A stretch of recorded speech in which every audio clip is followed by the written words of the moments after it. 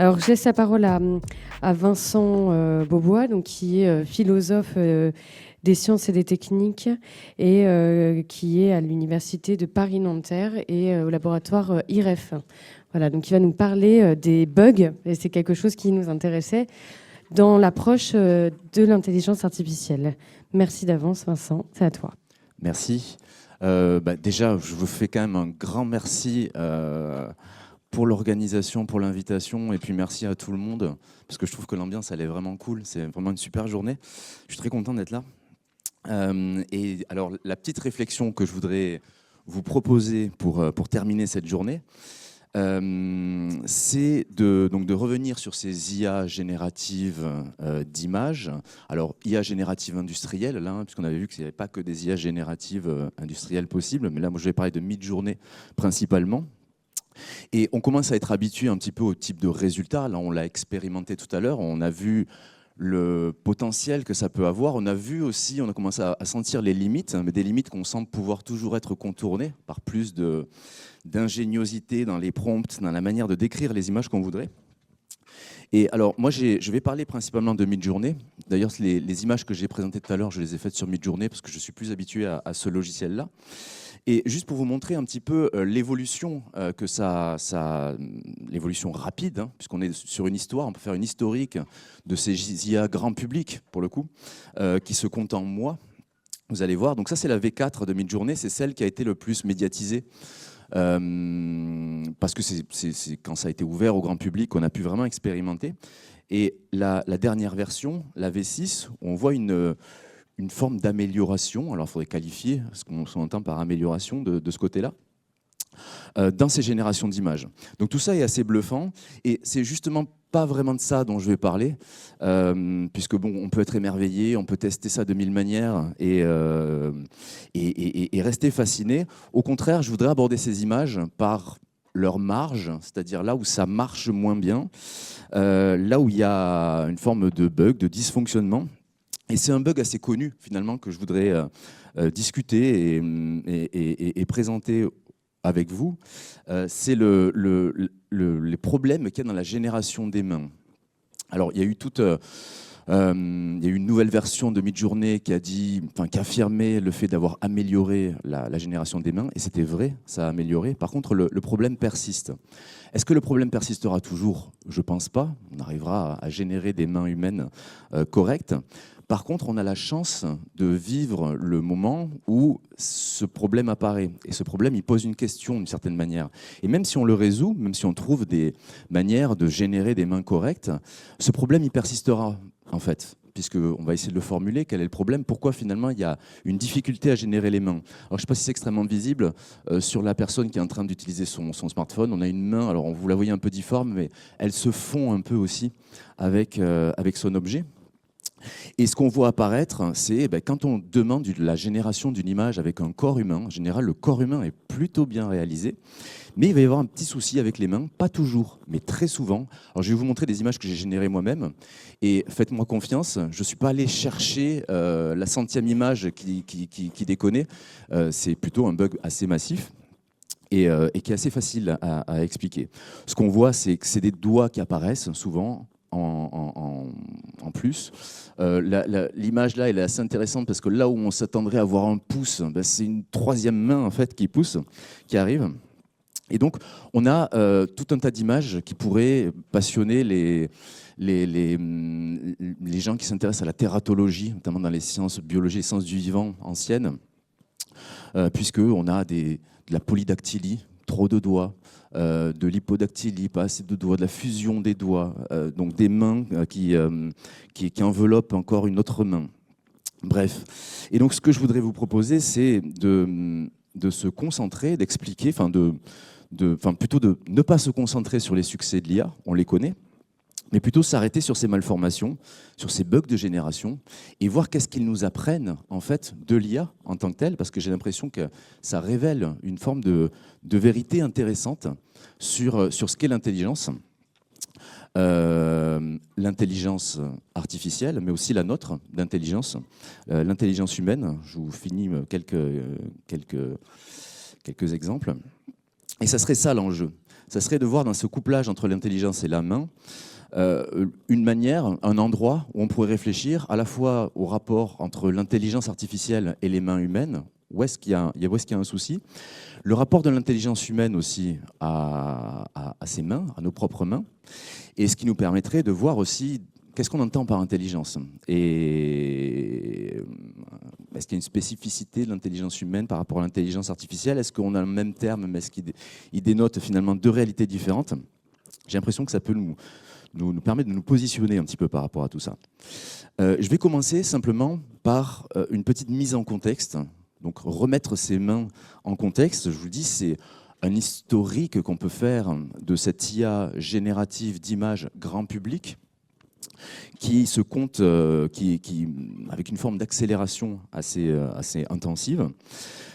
Donc ça commence plus ou moins, enfin en tout cas moi c'est comme ça que je l'ai un peu vécu en live en juillet 2022 où on a pu avoir accès à DALL-E 2. Alors il fallait s'inscrire, il y avait une liste d'attente et puis on a pu essayer et ça marchait pas mal. Là c'est des exemples génériques de DALL-E 2. Ça marchait pas mal sauf quand on demandait des corps humains. Donc ça c'était des tests que j'avais fait à l'époque. Alors c'est des danseurs que j'avais demandé. Des danseurs qui essaient de danser du contact improvisation.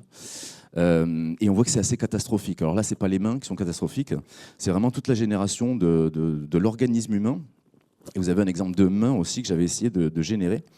C'était, bon voilà, là on pouvait dire que ça ne marchait pas. On était en juillet 2022. Quelques mois plus tard, en novembre 2022, c'est là où on a ce fameux raz-de-marée d'un point de vue médiatique, où on nous parle d'une nouvelle IA, donc c'est Midjourney, la V4, qui est ouverte au grand public, et avec toutes ces photos qui ont beaucoup circulé, assez impressionnantes justement pour leur photoréalisme, du pape François par exemple, ou d'Emmanuel Macron. On avait aussi les photos de Trump en prison.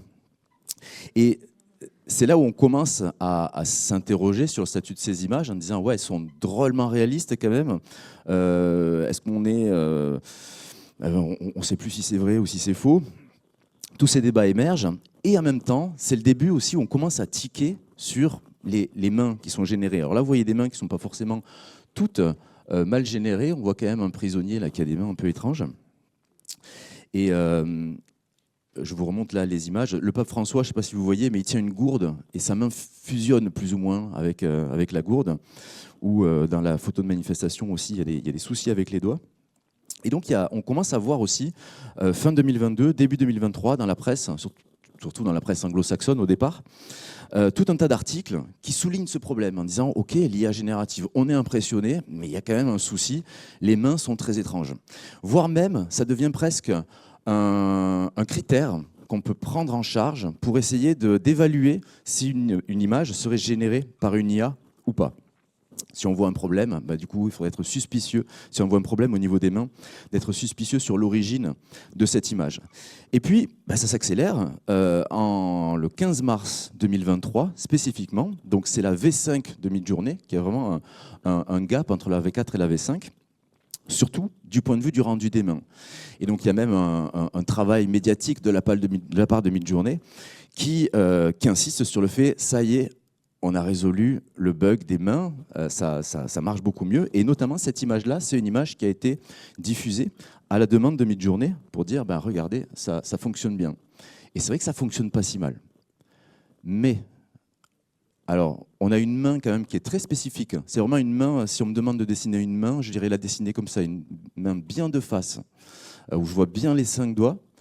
Et avec quand même une petite bizarrerie, si vous regardez sur la pulpe des doigts, on a des espèces d'ongles en fait, hein, donc il y a une espèce de côté un peu étrange de ce côté-là.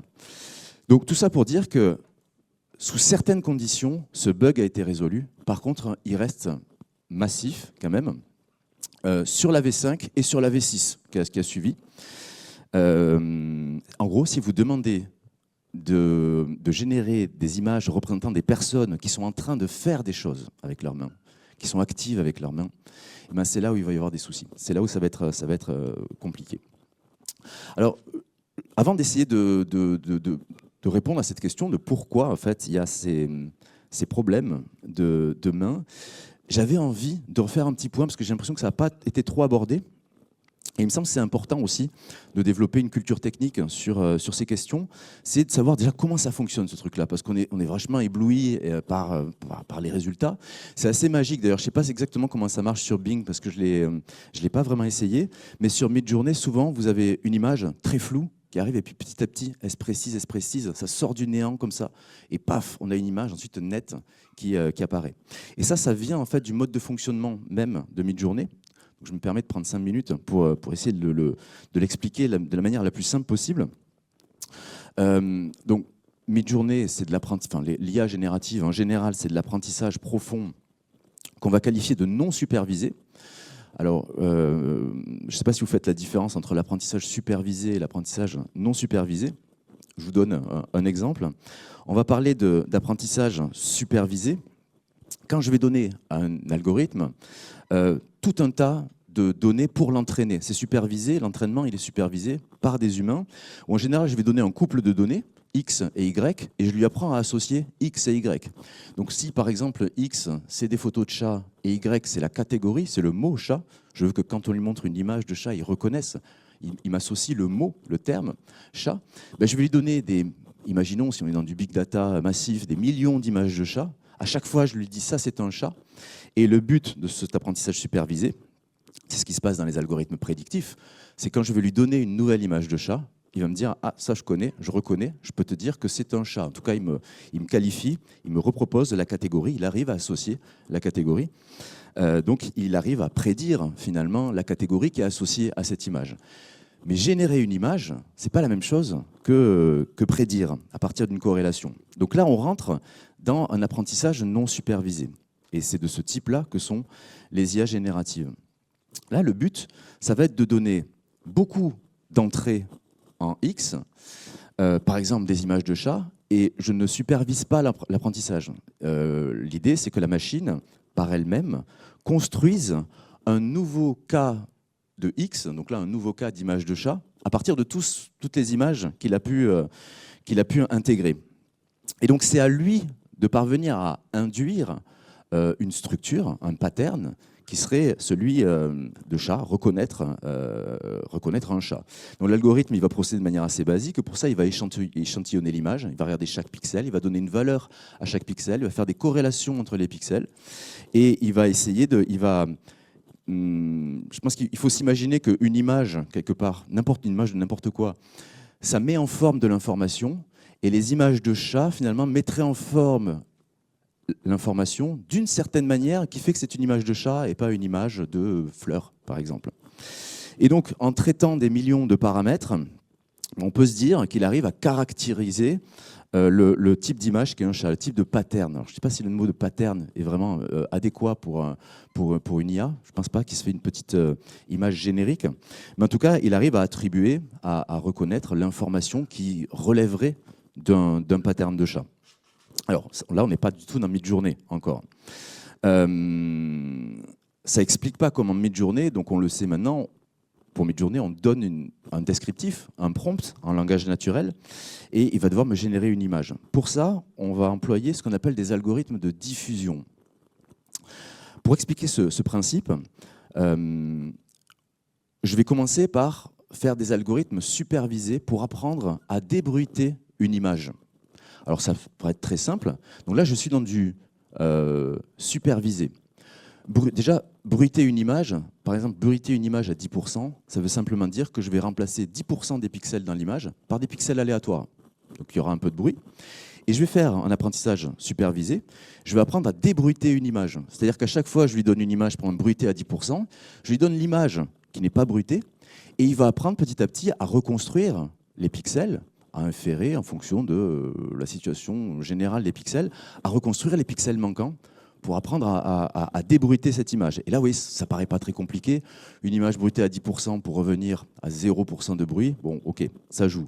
Je fais la même chose pour une image qui serait bruitée à 20%, et il va me la débruiter pour obtenir une image qui est bruitée à 10%. Et vous imaginez ça pour chaque de 30% à 20%, de 40 à 30, etc. Et à la fin, vous pouvez imaginer partir d'une image totalement bruitée, donc 100% de bruit, il n'y a rien, il n'y a pas d'information, et de la bruiter de la débruiter, pardon, pour commencer à générer une image de chat, mais qui serait bruitée à 90%. Et ça, je lui donne des exemples. Donc l'IA sait le faire simplement de manière supervisée.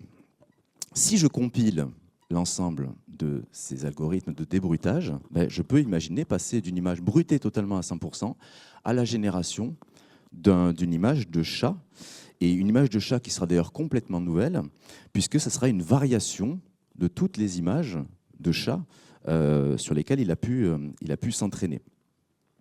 Et si je fais ça sur une énorme base de données, où il n'y aurait pas que des chats, mais il y aurait aussi peut-être des chiens, des voitures, des arbres, je ne sais pas, finalement, je peux imaginer aussi conditionner le débruitage à partir d'une catégorie. Je pars du bruit, je dis tu me débruites, mais avec la catégorie arbre, par exemple. Donc il va commencer à générer un arbre. Je commence à générer des choses, mais je ne suis pas encore dans Midjourney, là. Parce que Midjourney, on n'est pas simplement un débruitage, on ne va pas conditionner le débruitage uniquement à partir d'une catégorie unitaire, un chat, un arbre, mais à partir de phrases écrites en langage naturel. Donc là, c'est un peu plus balèze, parce qu'il va du coup passer par un autre algorithme qui va traiter le langage naturel pour attribuer aussi une valeur à une phrase, selon son sens. Et donc, il faut imaginer ensuite des grosses bases de données avec des images qui sont légendées en langage naturel. Donc, tout ça pour dire qu'à travers cette compilation de différents algorithmes, à la fin, je peux parvenir à débruiter une image, donc de partir d'un bruit absolu, d'un bruit tout court, quoi, et de le débruiter en conditionnant ce débruitage à partir de description en langage naturel. Et là, je me retrouve dans Midjourney, concrètement, avec une génération d'images totalement nouvelle. Et par exemple, je peux proposer un prompt, un exemple parmi d'autres, une personne pétrissant une pâte à pizza. C'est la description en langage naturel que je vais utiliser pour conditionner mon débruitage. Et j'obtiens ce genre de choses. Et là, on est bluffé, ça marche super bien, sauf quand on commence à voir justement les mains qui pétrissent la pizza. Et là, c'est vraiment les premières images qui me sont arrivées. J'en avais 4 proposées. Bon, j'avoue que sur les 4, j'ai quand même pris les pires du point de vue de la génération des mains, mais les 4 étaient problématiques. Donc la question, c'est pourquoi est-ce que l'IA ne parvient pas à générer correctement des mains humaines? Pourquoi est-ce qu'elle hallucine ces mains difformes? Je pense que c'est un terme qui a été utilisé peut-être hier, le terme d'hallucination. C'est un terme qui est utilisé par les gens qui travaillent sur l'IA pour parler des problèmes de génération. Par exemple, quand un générateur automatique de sous-titres va proposer un mot qui n'y est pas, on va dire qu'il hallucine ce mot, ou quand vous avez des algorithmes qui sont censés détecter des catégories d'objets sur une image et qui détectent, il me dit là il y a un tabouret, alors qu'en fait il n'y en a pas, on va dire qu'il l'hallucine. Il y a toute une littérature là-dessus. Et donc pourquoi cette IA générative hallucine ces mains difformes? Alors il y a 3 causes de ces hallucinations. 3 causes, il y a pas mal de papiers là-dessus qui essaient de revenir, essaient de refaire un bilan, un peu d'expliquer pourquoi ça ne marche pas de ce point de vue-là. Alors je vous donne ces 3 raisons. Il y en a peut-être plus, mais en tout cas il y a 3 raisons principales. La première, elle est assez simple à comprendre. Ça tient à la complexité en fait de ce que c'est qu'une main. Et même pour nous, même si on est bon dessinateur, c'est compliqué en fait de dessiner une main. Parce que la main, elle est en elle-même polymorphe, c'est-à-dire qu'elle a plein de formes différentes, et elle est polytechnicienne, elle est engagée dans elle peut s'engager dans plein d'opérations techniques différentes.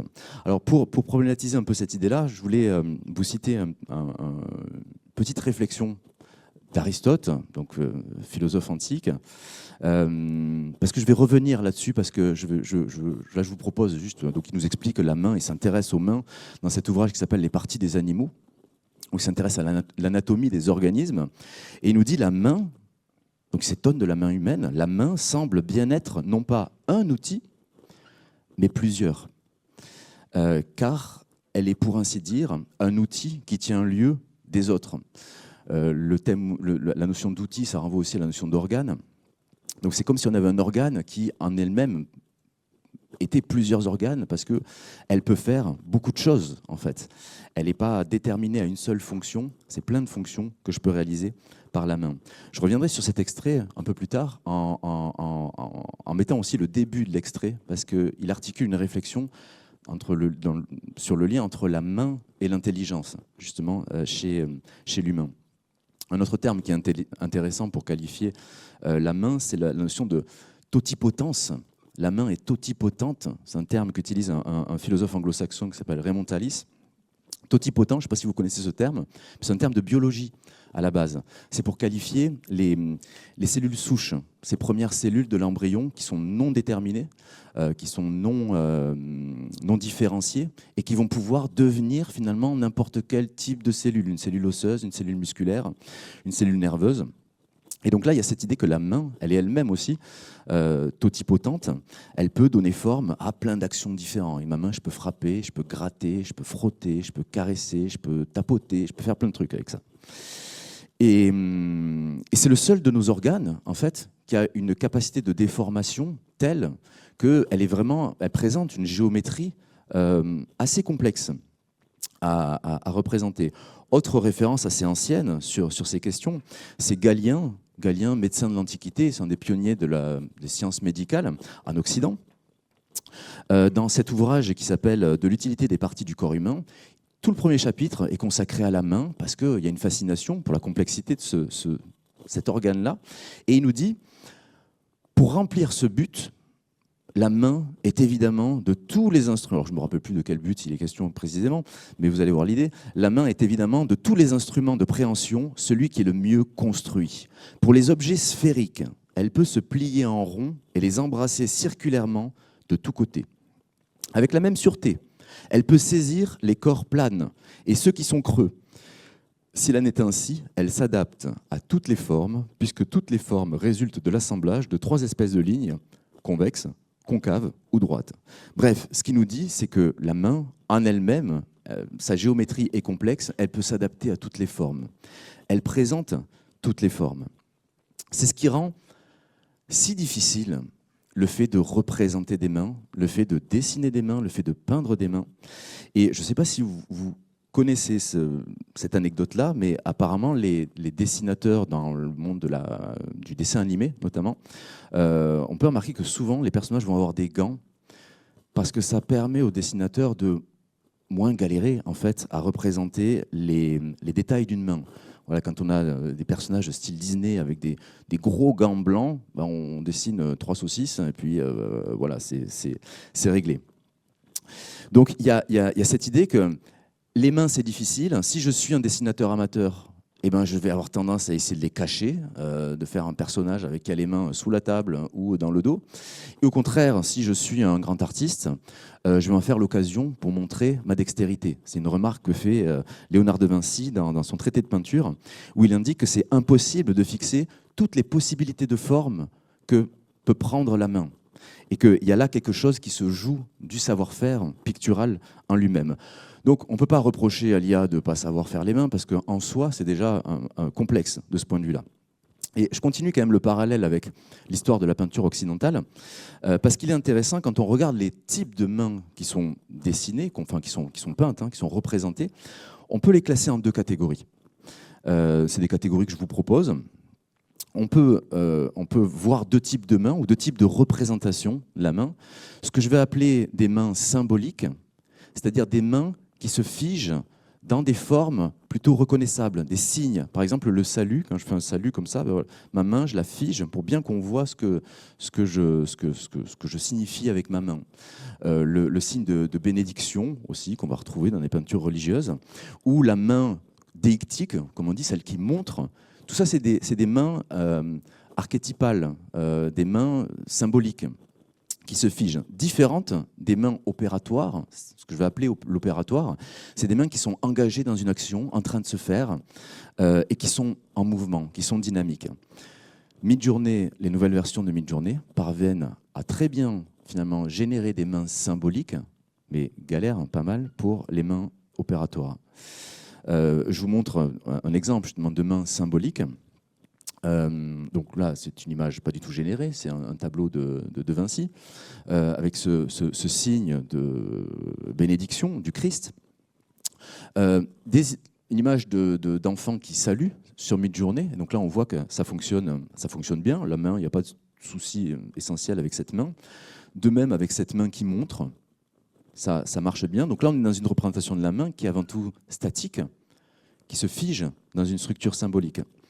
Vous allez voir que ça ne marche pas toujours, puisque j'ai demandé de me faire, je ne sais pas si vous voyez ça, le Christ Pantocrator. C'est un type d'icône qu'on va retrouver dans le christianisme orthodoxe, qui a toujours des poses très figées. Et ben là, typiquement, il n'a pas réussi à me générer des mains correctes, puisqu'à chaque fois, il a rajouté un doigt à l'endroit de la main du Christ.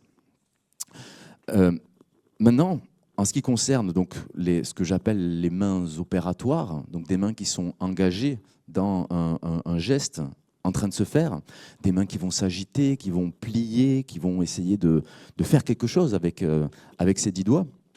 Je montre des exemples, alors un exemple concret d'une voilière, donc d'une personne qui répare des voiles pour les bateaux, ou d'une étude pour la main de Ingres. Et vous voyez, quand on voit ces mains, nous on les interprète, on voit bien que c'est des mains humaines. Si on se met à la place de l'IA, c'est pas forcément évident de se dire qu'est-ce que c'est que ce truc où finalement je vois pas de doigts. Donc est-ce que ça veut dire qu'il n'y a pas de doigts, mais en fait ils sont cachés, ou parfois si j'ai les mains un peu l'une sur l'autre, à qui appartiennent ces doigts? Comment je répartis finalement ces 10 doigts? Est-ce qu'il y en a 6 d'un côté, 4 de l'autre? On voit qu'il y a quelque chose d'interprétatif à avoir qui n'est pas forcément évident, qui est évident pour nous parce qu'on a une forme d'évidence à savoir ce qu'est une main. Par contre, ça l'est moins pour cette IA. Pourquoi? Parce qu'il n'y a pas de pattern d'une main opératoire. C'est extrêmement compliqué d'imaginer le pattern, le dénominateur commun, finalement, à toutes ces mains. On a l'impression qu'elles sont toutes différentes, qu'à chaque fois, c'est une géométrie nouvelle, c'est une forme nouvelle. Et l'idée du pattern, là, est extrêmement complexe à mettre en œuvre. Donc, première raison, la main, c'est compliqué. La main, on est dans une géométrie complexe, et la représentation en 2D d'une géométrie complexe, c'est pas évident. Deuxième raison qui fait qu'on tique sur ces mains qui sont parfois un peu étonnantes, c'est qu'en même temps, on est des juges sévères.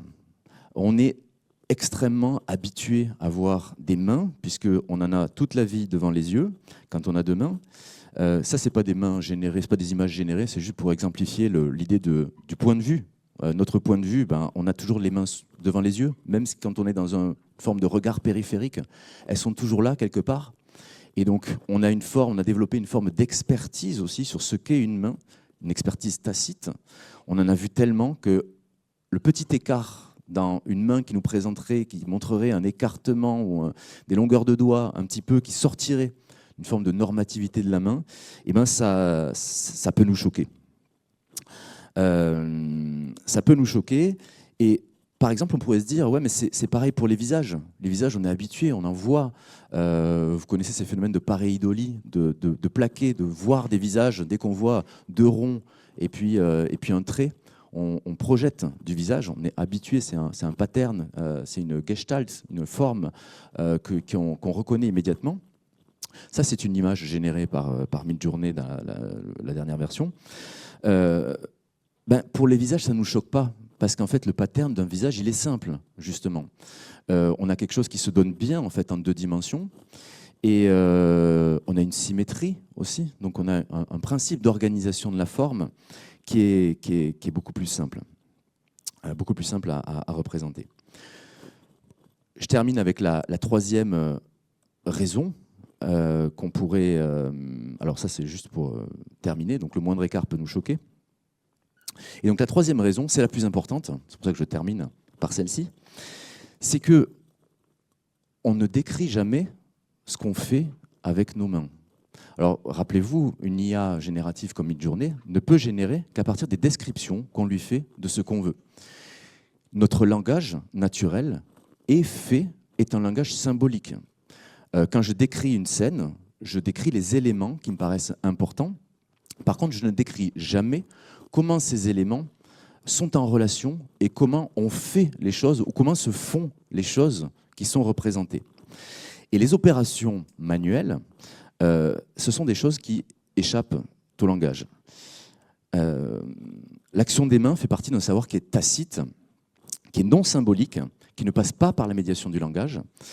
Et ça, c'est une limite. C'est une véritable limite quand on a une technologie qui fonctionne avant tout à partir d'un langage descriptif et pas n'importe quel langage, un langage naturel qui ne prend pas en charge le caractère opératoire de ce qu'on fait. Ce que j'entends par le caractère opératoire, c'est tout le savoir qu'on va intégrer. C'est le savoir gestuel, en fait. C'est le savoir qu'on intègre par répétition. Il y a des choses, on ne les apprend pas en lisant des livres. Si je veux apprendre à jouer de la guitare ou à jouer de la batterie, il va falloir que je tape sur des trucs ou que je m'essaie à l'instrument. C'est pas en lisant un gros livre, même exceptionnel, sur comment jouer de la batterie que je vais apprendre à jouer. Donc c'est au contraire par la répétition que ça va fonctionner. C'est vrai en fait pour tous les arts, pour tous les sports. Si je veux apprendre, si je fais des arts martiaux et que je veux apprendre à donner un coup de poing en karaté, par exemple, il va falloir que je répète, en fait. Il va falloir que je le fasse 1000 fois, 10 000 fois, 100 000 fois. Et c'est même comme ça qu'on apprend le langage. Un petit enfant n'apprend pas le langage en lui expliquant ce que c'est qu'un verbe, un nom, et en lui expliquant la grammaire et la syntaxe. C'est par répétition qu'il intègre une richesse, une complexité de savoir. Et ça correspond à un type de savoir manuel qui est pré-langagier. Et par exemple, si je vous demande, si on essaie de décrire cette image, alors cette image, ce n'est pas du tout une image générée par IA, vous voyez, c'est les images style Shutterstock, Alamy, image générique. Bon, je pense que vous ne serez pas choqués si je dis c'est une personne, on peut dire c'est une femme, qui est en train de poncer du bois. Voilà. Donc on a une description de cette image. Si je la donne en tant que prompt à une IA comme Midjourney, voilà ce qu'il me propose. Alors, il me propose une version avec ponceuse et une version sans ponceuse. Ouais, et alors, la femme est blonde à chaque fois. Il y a un problème avec les mains, encore une fois. Parce que, alors, vous voyez, tout à l'heure, je vous disais, on est des experts des mains, et dès qu'on voit une main un peu bizarre, un doigt en plus, ça nous choque. Par exemple, on n'est pas des experts de la ponceuse. On n'a pas des ponceuses tout le temps devant les yeux qui font que un moindre détail sur une ponceuse nous choquerait. Une ponceuse là, qui ressemble un petit peu à une agrafeuse, bon, ça passe, on se dit pourquoi pas en fait finalement. Par contre, le 6e doigt, on se dit non, là c'est pas crédible, ça fonctionne pas. Et parce qu'en fait, quand je décris cette image, je décris une personne, je décris, donc on a un sujet, on a un COD, ce sur quoi elle travaille sur du bois, il y a une action, poncer. Par contre, j'explique pas comment on ponce du bois. Parce que les mains doivent se placer comme elles doivent se placer. Et si je dois poncer, il y en a une qui doit tenir et puis l'autre qui doit frotter. Pour une IA, ça n'a rien d'évident, en fait. Elle comprend ce qu'on lui décrit, et ça, on ne lui décrit pas. Et il faudrait lui décrire, mais encore une fois, notre langage naturel n'est pas fait pour décrire ce genre d'opération. Donc, autre exemple, si je décris cette photo, donc une personne tenant un parapluie, il y a tout un tas de choses qui sont très bien réalisées, notamment le parapluie, la texture du parapluie, mais je n'explique pas comment on tient un parapluie, parce que ça paraît tellement évident, il n'y a pas 10 000 manières de tenir un parapluie, et bien ça n'est pas si évident, puisque dans tenir un parapluie, il y a, apparemment la position il y a quelque chose de pas mal dans la manière de tenir la chose.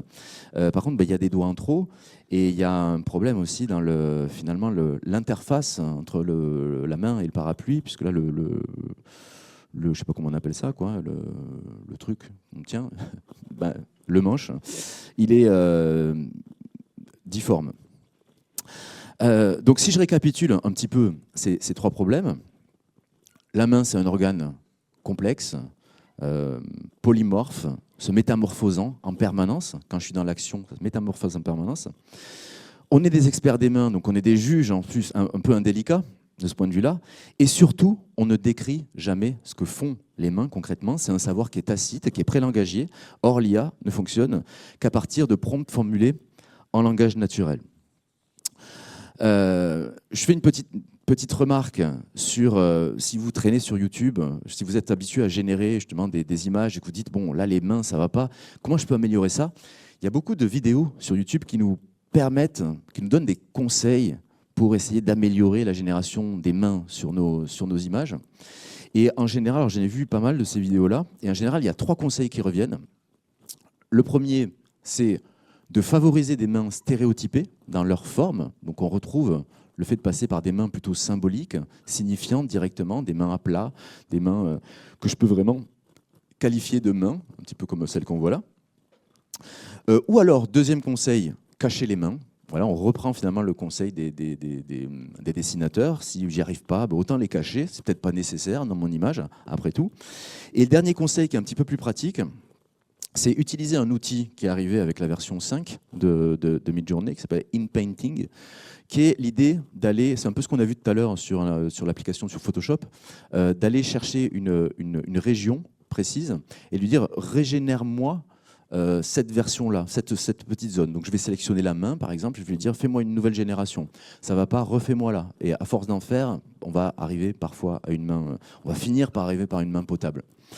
Mais bon, vous voyez, le problème, c'est que finalement, on fait ça à la main, d'une certaine manière. Hein. Donc, on sort quand même de la génération automatique. C'était ça quand même le but, c'était le cahier des charges. J'ai un truc qui me génère des trucs tout seul. Bon, ben là, ça ne marche pas vraiment. Ça ne résout pas le problème. Bon, est-ce que le problème sera résolu? Bah, évidemment qu'on trouvera des manières de contourner, de générer des belles mains, peut-être en donnant plus de modèles de mains. C'est aussi qu'on a une sous-représentation de nos mains aussi dans nos photos. C'est pas forcément les visages sont plus représentés que les mains.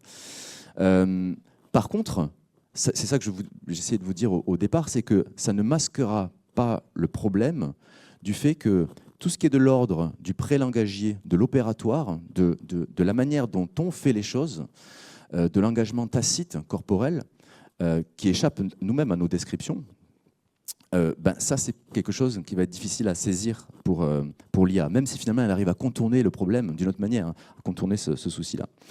Et donc, pour terminer, je voulais voir vers où ça nous emmène, en fait. Qu'est-ce que ça nous... Ah ouais, d'accord. Je conclus alors hyper vite. Pardon, j'avais pas vu que j'étais aussi long. Et moi, je vais faire ça hyper vite. J'ai l'impression que du coup, cette hallucination, c'est pas qu'une hallucination qui serait de l'ordre du faux, du factice, c'est que ça vient dire quelque chose de concret sur notre propre intelligence. Alors, je ne vous lis pas Aristote, je vous le laisse de côté. Il rétablissait, si vous voulez, une sorte de débat qu'il y a pu avoir dans l'Antiquité. Alors, Anaxagore et Aristote, ce n'est pas la même époque, mais bon, ils parlent par texte interposé. En gros, il y a un débat sur le rapport entre la main et l'intelligence. Est-ce que l'humain est intelligent parce qu'il a des mains ou c'est parce qu'il a des mains qu'il est intelligent? La réponse d'Anaxagore, c'est de dire c'est parce que j'ai des mains que je suis intelligent. Mais Aristote dit non, c'est l'inverse. C'est parce qu'on est intelligent, parce que finalement, on pourrait interpréter ça avec une hypothèse un peu neurocérébrale, ou je ne sais pas exactement comment dire ça, mais comme l'humain a un plus gros cerveau, proportionné à sa taille, il a pu développer quelque chose comme la technique, le savoir-faire technique. Donc il a pu faire de ses mains quelque chose qui est de l'ordre de la production d'une culture, par exemple. Eh ben, je voulais partager avec vous quelques réflexions de paléo-anthropologie, on va revenir sur la préhistoire, avec des références assez anciennes, mais qui je trouve assez fertiles pour réfléchir à ces questions-là. Et je voulais parler vite fait de la manière dont Leroi-Gourhan, donc un préhistorien, rend compte de ce rapport entre la main et entre la main et l'intelligence. Alors, je vous passe exactement comment il développe cette idée-là. Je vais directement à l'idée principale. Ce qui intéresse, ça va vite, hein. Ah ouais, non, mais c'est hyper vite. Mais c'est pas grave, parce que je vais juste revenir sur les choses qui sont avant, mais au moins, on a accéléré d'un coup. Ce qui intéresse justement Leroi-Gourhan, c'est d'essayer de penser l'avènement de l'humain, de l'hominisation, non pas à partir d'une différence d'intelligence. À un moment donné, je sais pas, un animal serait devenu plus intelligent que les autres et il serait sorti de son état de nature, pour développer une culture. Parce que comme il est intelligent, il va pouvoir projeter, il va pouvoir avoir un rapport projectuel, intentionnel, et donc du coup créer des outils et créer la civilisation. Leroi-Gourhan, il n'est pas convaincu par ça. Il s'intéresse plutôt à l'avènement de la bipédie.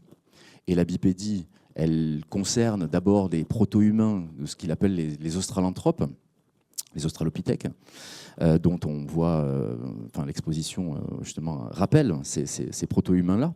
Et ce qui caractérise ces proto-humains, c'est justement comme ils sont bipèdes, ils ont libéré les pattes avant de la locomotion, et ces mains sont libres. Et donc elles sont libres pour se saisir d'outils, pour finalement décupler la possibilité d'action à travers les choses que je peux saisir. Un bâton, un caillou, différents types de cailloux qui me permettent de faire différents types d'actions. Et c'est là où je trouve qu'il y a une hypothèse de Leroi-Gourhan que je trouve vraiment belle. C'est souvent quand on s'imagine le rapport qu'on a à la technique, on est toujours dans une idée, une projection intentionnelle. Je vais ramasser ce caillou pour me protéger, par exemple. Quand je suis dans ce type de descriptif-là, je suis en train de dire que finalement, ce qui est premier, c'est mon intelligence. Parce que j'anticipe la proie, je prends le moyen technique pour me permettre de me protéger. L'hypothèse de Leroi-Gourhan, elle est très différente de ça, puisqu'il imagine des gens qui ont des outils dans les mains, mais qui n'ont pas encore le cerveau tel qu'on l'imagine, la tête, le volume crânien tel qu'on peut l'imaginer comme étant celui d'un humain. Le cerveau n'est pas forcément encore développé comme il peut être développé chez le Homo sapiens, par exemple. Et son idée, c'est de dire que notre premier rapport à la technique, c'est un rapport organique. C'est-à-dire, en gros, j'ai les mains libres, je suis un animal bipède, j'ai les mains libres, du coup, je ramasse des choses. Et j'ai des choses dans les mains. Je ne sais pas à quoi ça sert, mais je les ai. J'ai un rapport à mes outils comme un animal a un rapport à ses cornes ou à ses crocs. Ce n'est pas un rapport intentionnel, juste je les ai, ça fait partie de ma conformation organique. Et il se trouve que parfois ça peut être utile, donc je vais les utiliser. Sauf qu'à la différence des crocs et des cornes, l'outil est amovible. Donc c'est plein d'actions tout d'un coup qui sont possibles. Et l'hypothèse de Leroi-Gourhan, c'est de dire, alors c'est ce qu'il explique vite fait dans ce schéma-là, alors je vous le montre très rapidement, mais c'est l'idée que ici, on a l'évolution, alors ça se chiffre en millions d'années, c'est hyper long, c'est l'évolution naturelle du volume crânien, dont on voit qu'on est dans ce rythme de l'évolution naturelle. Et ça, c'est l'évolution de la technique. Alors, il l'évalue, on pourra préciser comment il l'évalue, comment il quantifie tout ça. Mais vous voyez, les premiers outils se développent au rythme de l'évolution naturelle. Pour passer, par exemple, de 2 à 3 outils, on prend quelques millions d'années. Et au moment où le volume crânien se stabilise, et bien là, tout d'un coup, on a un emballement du développement technique et on rentre dans un rapport peut-être plus réflexif à la technique, un rapport intentionnel peut-être, où là, l'intelligence peut jouer. Par contre, avant, il y a quand même cette idée que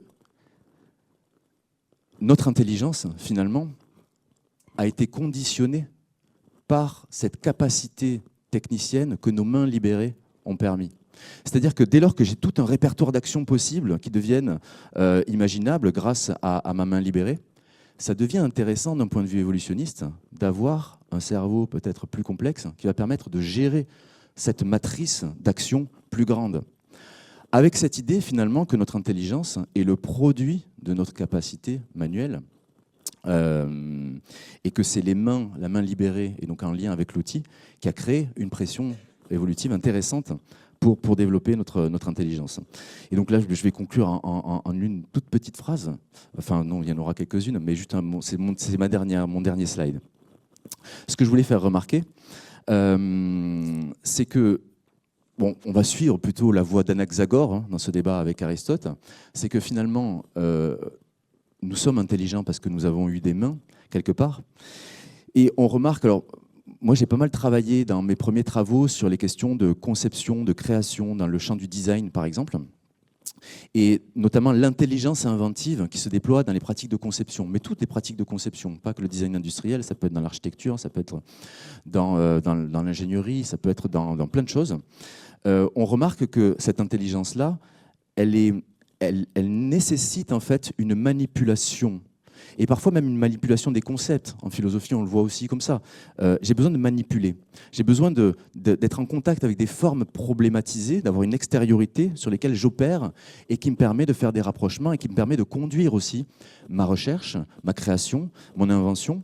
Donc mon intelligence, elle est liée aussi à cette idée, à cette tactilité opératoire, même si elle n'est pas liée aux mains. C'est-à-dire, je peux très bien faire de la 3D en ayant cette approche avec des modèles 3D, en réfléchissant de manière opératoire finalement, sans que je sois dans un rapport un peu artisanal à la main. La dimension tactile et opératoire, finalement, elle est venue contaminer, elle contamine tous les pans de notre pensée inventive. Du coup, la question qui se pose, la question qui se pose pas plutôt, c'est est-ce que c'est la même chose finalement l'intelligence artificielle et l'intelligence humaine? J'ai pas l'impression, puisque et sans forcément dévaloriser l'intelligence artificielle, hein, c'est-à-dire que c'est pas le même genre d'intelligence. L'intelligence artificielle va plutôt développer une puissance à partir dans cette possibilité de générer des items possibles grâce à l'intégration massive qu'elle peut faire de l'existant. Là où notre intelligence, en tant qu'elle est d'abord opératoire, elle est dans la manipulation et la problématisation des formes qu'on manipule. Du coup, est-ce que notre intelligence, par exemple, c'est une question qu'on voit souvent dans la presse, est-ce que notre intelligence, elle est menacée par l'intelligence artificielle? Déjà, j'ai l'impression qu'on ne parle pas exactement de la même chose. Et j'ai l'impression que tant qu'on aura des formes problématiques, des formes en tout cas qui nous incitent à les manipuler, à les problématiser. C'est pas tant qu'elles sont problématiques en elles-mêmes, c'est qu'on les problématise pour essayer d'aller plus loin, de réfléchir sur ces formes-là, exactement comme ce qu'on fait là avec ces images problématiques de mains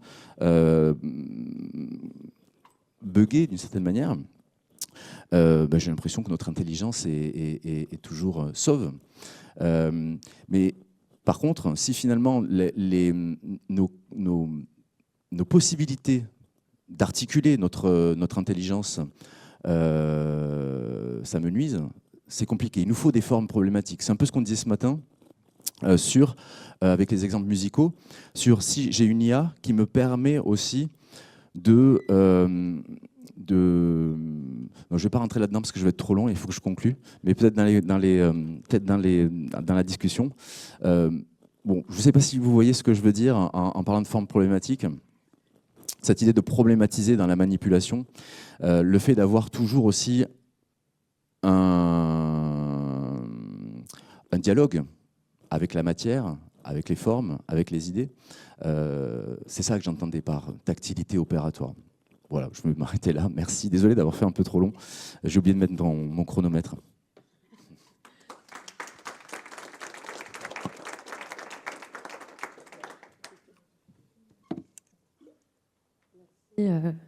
Merci Vincent. Merci aussi parce que je trouve que ça nous rappelle quand même qu'il y a la virtualité quand même entre le réel, enfin dans ce que tu dis sur des projections virtuelles, voilà, n'est pas le reflet du réel.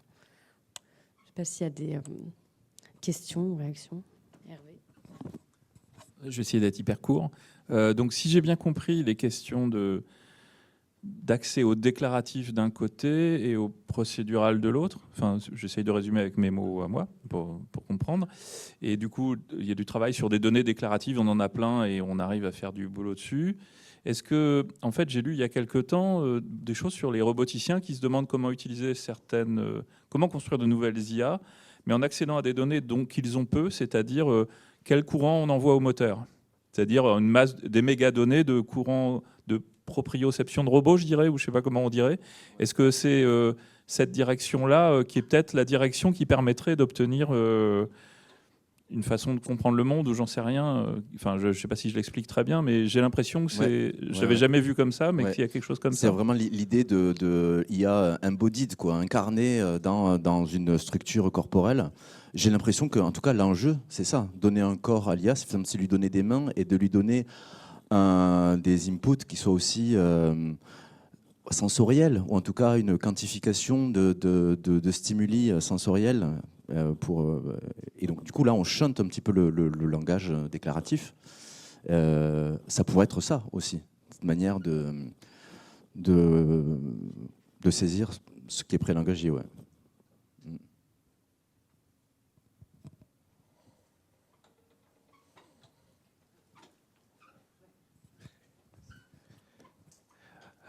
En regardant l'exemple des mains, moi, ça m'a fait penser, parce qu'on s'interroge beaucoup dans le domaine art et sciences, les premières expérimentations, et j'ai pensé aux peintres qui travaillaient beaucoup avec les chirurgiens de l'époque, et en particulier sur les découpages de cadavres, pour essayer de voir pour les peintures, justement, pour les mains, le découpage musculaire, l'ossature et tout ça. Et j'ai trouvé dans certaines formes assez monstrueuses de génération. Est-ce que les gens, alors les algorithmes ou l'utilisation, les concepteurs en tout cas, est-ce qu'ils utilisent ce genre de paramètres de l'aspect de ce qu'est la main d'un point de vue musculaire, ossature? Pour moi, c'est un grand mystère. Comment est-ce que ces mains sont générées d'un point de vue visuel, la représentation visuelle? Est-ce que c'est vraiment quelque chose qui est pris dans son ensemble ou qui analyse la corporéité et la complexité de l'objet? Alors, c'est vrai que quand on apprend à dessiner des mains, l'anatomie, elle est hyper importante et il faut penser le muscle derrière la peau et l'os derrière le muscle. Alors, je ne pense pas que l'IA ne fonctionne pas de cette manière-là, puisqu'elle va fonctionner uniquement à partir de toutes les représentations de mains qu'elle peut avoir. Et le problème, je pense qu'il vient plutôt de ce genre de... Ouais, par exemple, quand j'ai ce type d'image, comment j'interprète? Nous, on l'interprète assez facilement parce qu'on a des mains et puis on sait ce que c'est finalement de les manier. Mais là, par exemple, ce doigt-là, il appartient à quelle main? On pourrait très bien imaginer qu'elle appartient à celle-là. Donc, du coup, elle en aurait 6. Et il y a quelque chose qui peut être ambivalent d'un point de vue de l'interprétation, qui ne nous l'est pas, parce que forcément, c'est tellement ancré que si juste je fais avec des exemples, l'exemple ne porte pas en lui-même la manière dont je dois l'interpréter. Donc forcément, ça dérive de ce côté-là, j'ai l'impression. Est-ce que la conclusion, c'est le robot serait-il plus intelligent avec des mains? Alors, déjà, si c'est un robot, peut-être qu'il a des mains, finalement. Si c'est un vrai robot qui incarne un corps robotique et qui est capable, finalement, à la fois de... L'IA serait-elle plus intelligente avec des mains? Eh ben, ça dépend ce qu'on entend par intelligence. En tout cas, elle s'ouvrirait à une intelligence qui n'est pas uniquement celle qu'on appelle l'intelligence artificielle.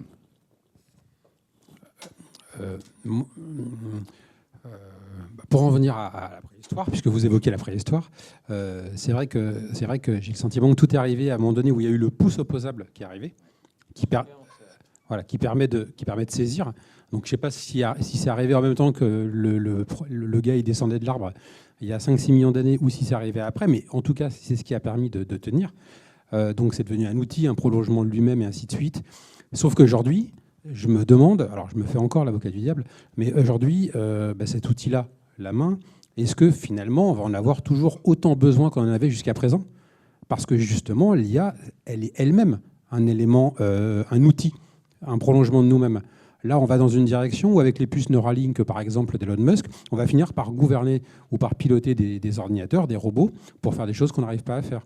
Là, on commence à avoir des programmes des programmes d'armement où on va avoir des drones qui sont des prolongements de nous-mêmes, des prolongements de notre main, pour faire des choses que l'homme ne peut pas faire avec sa main.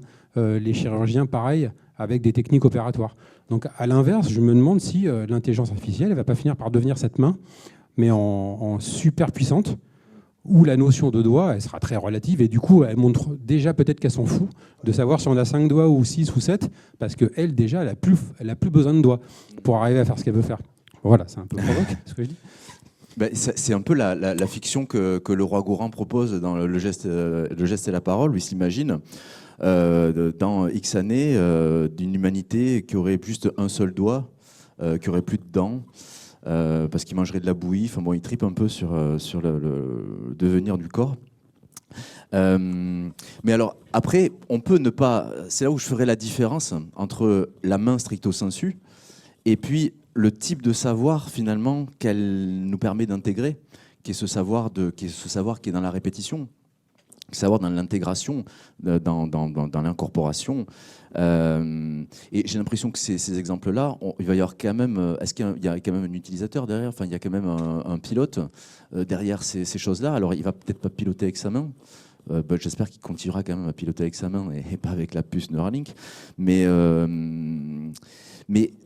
La question, c'est est-ce que, enfin, on voit bien que ce savoir manuel, par exemple, je citais, enfin, je l'ai pas cité, mais vous l'avez peut-être vu à la fin, je parle un petit peu de Richard Sennett dans ce que c'est la main. Il est intéressant cet ouvrage parce qu'il essaie de rendre compte comment la valeur de l'artisanat, qu'on associe beaucoup au gestuel, elle va se retrouver dans plein de métiers et des métiers qui ne sont pas du tout gestuels. Par exemple, dans la pratique du code. Dans la pratique du code, il y a une inventivité, il y a une construction, il y a une expérimentation par essai-erreur. Qui relève aussi d'une modalité de l'apprentissage qui est artisanale. Donc c'est pour ça sortir aussi la question manuelle et artisanale du simple voilà, dextérité avec ses doigts. Oui. Je rebondis sur ce que disait Olivier, en vous invitant à aller voir les 16 minutes d'un court-métrage formidable qui s'appelle L'île aux fleurs et qui montre à quel point le pouce préhenseur, c'est le terme exact qu'il emploie, le pouce préhenseur a vraiment changé la face de cette planète. L'île aux fleurs, c'est un court-métrage de Furtado, un Brésilien vachement bien. Si vous ne l'avez jamais vu, allez voir L'île aux fleurs. Merci. S'il n'y a plus de questions, on va peut-être clôturer ces 2 journées.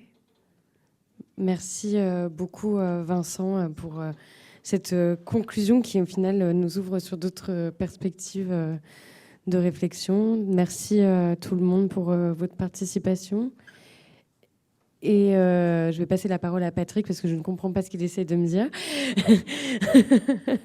Et si vous avez les questionnaires aussi, n'hésitez pas à nous les remettre. Pardon. Aurélie a dû s'absenter, donc vous pouvez me les remettre directement. Voilà. C'était ça. Bah voilà. Bon bah. Vous remercier de votre présence, les survivants en tout cas. Mais on connaît le vendredi, on sait les problèmes de transport et tout. Merci pour votre attention, merci aux intervenants. On est super contents. J'espère que c'est une joie partagée sur la densité. Donc maintenant, il y a tout ça à digérer. Et puis voilà, sur l'IA, je pense qu'il y a encore un peu de boulot parce qu'on est sur une forme dynamique. Voilà, donc considérer que le préac, alors on ne sait pas encore très bien pour la ressource du préac comment ça se passe, mais considérer que nous, ça sera une forme de ressource parce que ce travail autour de l'IA se décline sur plein de formes, sur d'autres conférences, sur les IA apéros qu'Héloïse organise, si tu veux en parler. Rapidement. Et puis régulièrement aussi, puisqu'on n'oublie pas la partie artistique, des artistes qui se préoccupent aussi de cette question de l'IA. Vous avez vu hier Justine, tout le travail des manuels, enfin finalement le plateau de ce matin qui était un condensé interdisciplinaire des questions qui se posent autour de la BD, autour de la photo, autour du son, de la construction musicale. On aurait pu rajouter d'autres formes esthétiques. Voilà. Donc n'hésitez pas à garder le contact avec nous, garder le contact entre vous, parce que le préac, c'est aussi le point de rendez-vous pour les échanges. Et puis, bonne chance pour la suite. Et puis, n'hésitez pas aussi à nous dire si vous avez des projets IA de type EAC. Nous, on est toujours friands sur l'EAC, dont on cherche toujours à comprendre comment ça fonctionne. On est encore en apprentissage. C'est un grand débat pour nous, encore plus mystérieux que l'IA. Mais autour de ça, voilà, n'hésitez pas à reprendre contact, parce que l'éducation artistique et culturelle, c'est quand même quelque chose d'important pour procéder à l'échange et faire de la médiation de terrain. Merci à vous.